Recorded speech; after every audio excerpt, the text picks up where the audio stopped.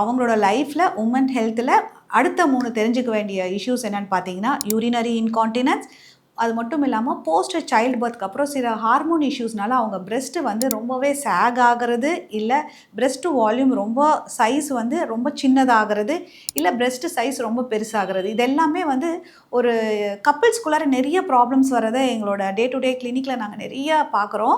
So இதனால் அவங்களுக்கு ஒரு இன்டிமேட் லைஃப்பில் வந்து ஒரு ப்ராப்ளம் வருது, கப்பிள்குள்ளார ஒரு ப்ராப்ளம் வருது.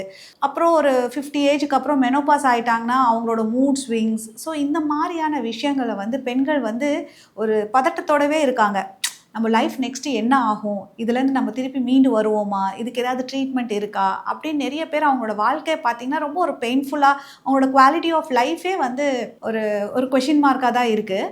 ஸோ யூஸ்வலி யூரினரி இன்கான்டினன்ஸ் பார்த்திங்கன்னா நம்மளுக்கு சொல்லும் போது ரொம்ப ஈஸியாக என்னடா இது, எப்போயோ சிரிக்கிறாங்க, எப்போது இரும்புகிறாங்க, யூரின் லீக் ஆகுது, இதனால் ஒரு பிரச்சனை ஏதாவது வருமா அப்படின்னு நம்ம நினைக்கிறோம்.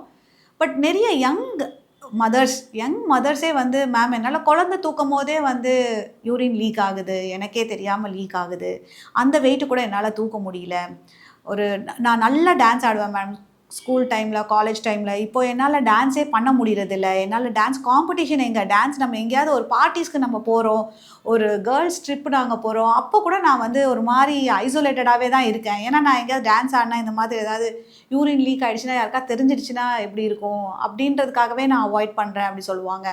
ஒரு மிடில் ஏஜ் உமன்லாம் பார்த்திங்கன்னா வெளியில் வந்து பார்ட்டிஸ்க்கு போகிறது, ஃபங்க்ஷன் போகிறது, கோயில் ஃபங்க்ஷனுக்கு போகிறது, இல்லை கல்யாணத்துக்கு போகிறதே அவாய்ட் பண்ணுறாங்க. ஏன்னா யூரினரி இன்கான்டினன்ஸ் இருக்குது, யூரின் லீக் ஆகிடும் மேடம்.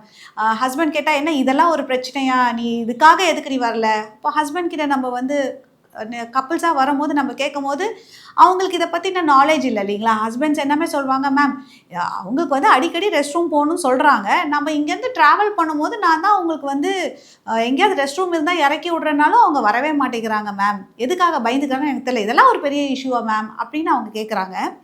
பட் அவங்க ஒய்ஃப் கிட்ட கேட்கும் போது தான் அவங்க எந்த அளவுக்கு அவங்க சைக்காலஜிக்கலாக அது இம்பேக்ட் பண்ணியிருக்குங்கிறது நம்மளுக்கு தெரியும். என்னென்னா மேம் இது ஆக்சுவலி ஒரு ஃபங்க்ஷனில் தான் எனக்கு ஃபஸ்ட்டு இப்படி ஆயிடுச்சு. ஸோ ஃபங்க்ஷனில் வந்து எல்லாருமே ஜாலியாக அதை சிரிச்சிட்டாங்க. பட் என்னென்னா அது வந்து எனக்கு அது அவ்வளோ ஒரு டெப்த்தாக ஊண்டாயிடுச்சு. திருப்பி நான் இந்த மாதிரி அவங்கக்கிட்ட இந்த மாதிரி ஒரு ஃபேஸில் நான் போய் நிற்கிறத என்னால் அதை வந்து திருப்பி நான் அந்த ஒரு இதில் நான் நிற்க விரும்பலை.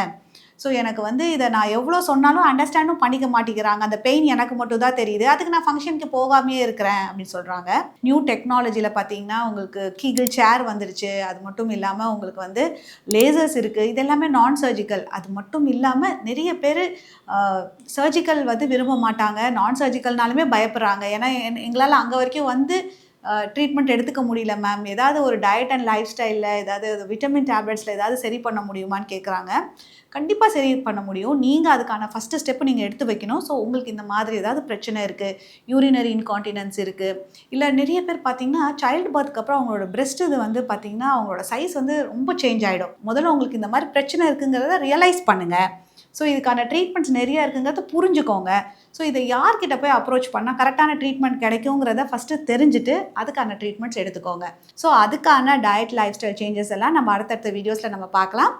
உங்களுக்கு இந்த 3 பிரச்சனை பற்றி ஏதாவது டவுட் இருக்குன்னா கீழே தெரிய நம்பருக்கு கால் பண்ணியோ டெக்ஸ்ட் பண்ணியோ உங்களுக்கான சந்தேகங்களை கேட்டு தெரிஞ்சுக்கோங்க. மீண்டும் அடுத்த வீடியோவில் சந்திக்கிறேன். நன்றி, வணக்கம்.